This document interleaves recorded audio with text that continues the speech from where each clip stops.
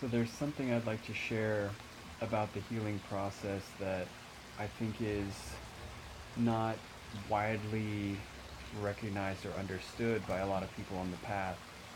And and the reason why is because most people in their healing process kind of declare detoxification, and in the more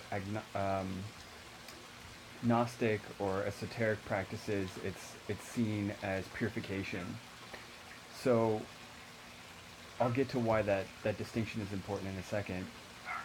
So in the first layers of detox, um, it's always the heaviest stuff. It's like if you're going to clean out a room, you move the furniture first, then smaller things, and then you sweep last, maybe wipe the walls. But you always start with the biggest stuff first. So in the process of detox, I think the first thing to go is actually physically heavy things like heavy metals. Then it would be other things like uh, damaged or dead cellular tissue from radiation or weakened autophagy, sulfur buildup from antibiotics, other things like that.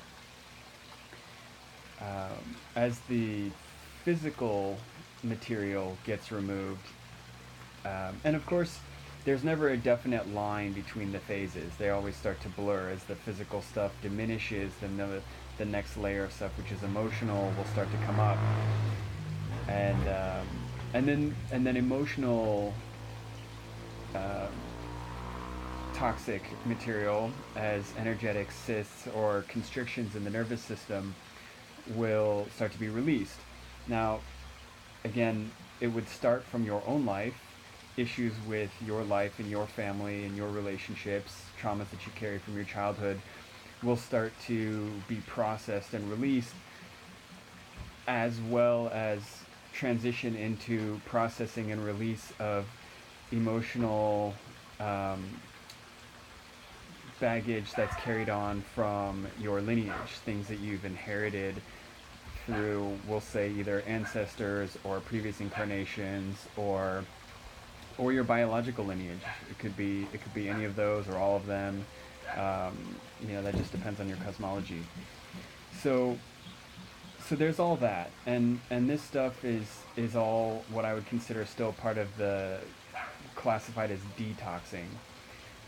But it's important to realize now that the result of continuing certain behaviors and patterns, like let's say self-loathing or self-pity or jealousy or anger, resentment, these patterns, in a sense, produce energetic material that gets stored in the body. And and here's where it gets a little crazy, is that it seems to me, through my own personal experience and observation and things that I've observed in others, that there are conscious, non-physical beings that feed off of this material. And I was as shocked as anybody to find this out, and yet it is undeniable. So what's there to be done? Well, this is and this is where it goes from detoxing to purification. I just wouldn't call it detoxing to get rid of these kinds of energetic parasites, because the detox sounds more mechanical, whereas the purification is really cleansing of these other energies, and they are conscious, and they're intelligent, which makes it even trickier.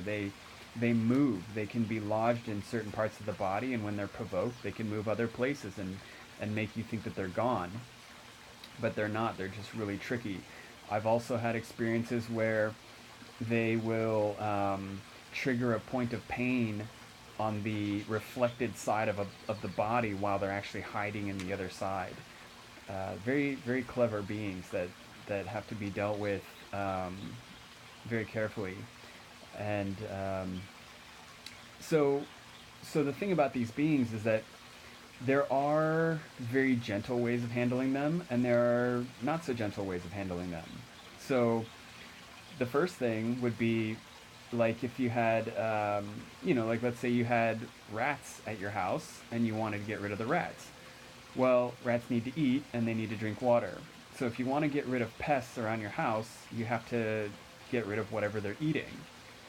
And that's the gentle way. That's the path of meditation and what I think we would call like bhakti yoga, acts of service, opening the heart. Um, Really just kind of reprogramming yourself so that you can stop producing food for these beings. Um, and so you could say you starve them or they just go away because they're not being fed. I'm not totally certain about how that works, but you stop feeding them, they have to leave. They have to be gone from the space. Another way of going about it is a little bit more intense, and that is to close the dimensional gaps or holes by which they are able to access your physical being.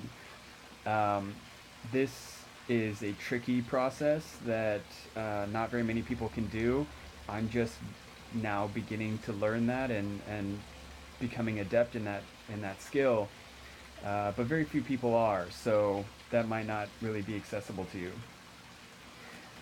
The last option is to go after the energy itself, and as far as I know, there are probably some humans that can intentionally seek out and catch these beings, but in my experience, plant medicine is the way to go.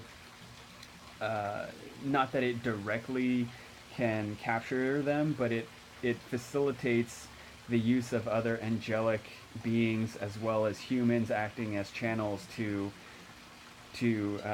trap and remove these intelligent parasites. But it is a much more violent experience in the sense that these parasites don't want to go.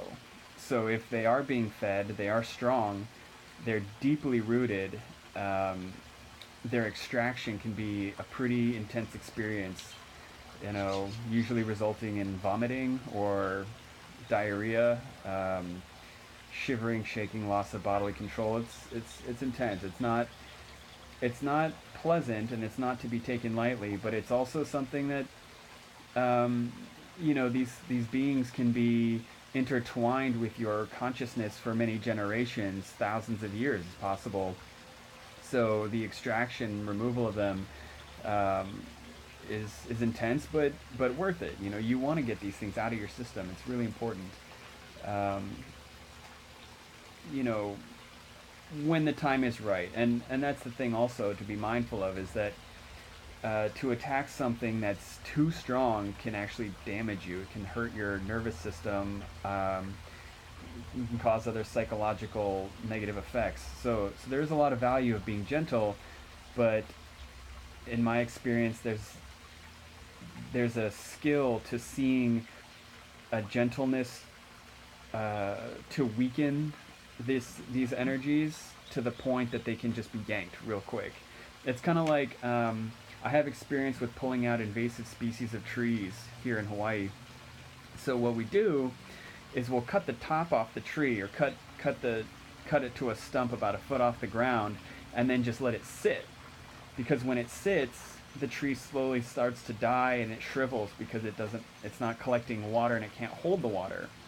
And then as it's slowly dying, the roots will actually shrink a little bit, and then you can go back a couple weeks later and then pull it out of the ground. So there is a skill to this process. And that's really I think that's about it as far as the levels of I guess issues, detoxing, purification. There's one other thing that seems to be a little bit tricky, which is like certain ideas that can be provoked by the energy in in an insidious way. A good way to think about it is like we're now finding out that certain bacteria in the stomach that feeds off of sugar can affect your mind to cause a sugar craving. And it sounds wild, but this is, outside of all the metaphysical stuff that I just described, this is very, very hardcore modern biological science. Certain bacterias, they want sugars, others want fat or meat. These parasites, they can influence your mind to consume things not for your benefit, but for their own.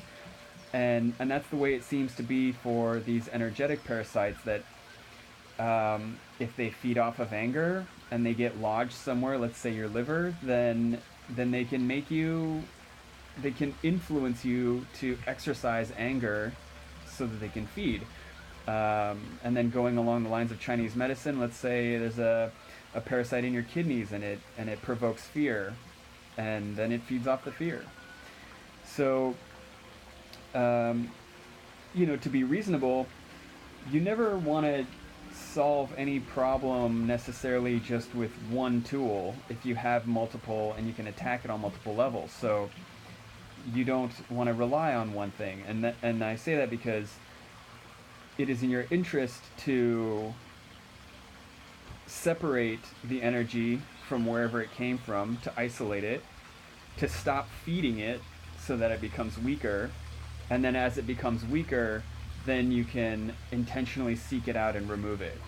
So you really want to just use all tools available to you to cleanse and purify your energetic field. And plant medicine is great for that. Breath work, also amazing tool for this purpose. So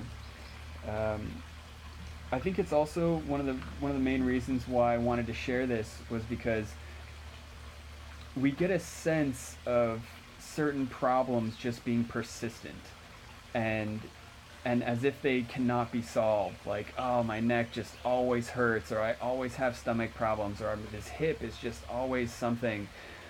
And I just don't buy it. I don't buy it for a second. I don't believe in chronic illnesses, injuries that cannot be healed. I think in the universe that I live in, the body is an amazing healer, and the only reason why it cannot heal from things in a timely manner is because there's some kind of parasite or energetic infection that's stopping the healing. And so if you have something that's going on persisting, that's where I would look. I hope this helps.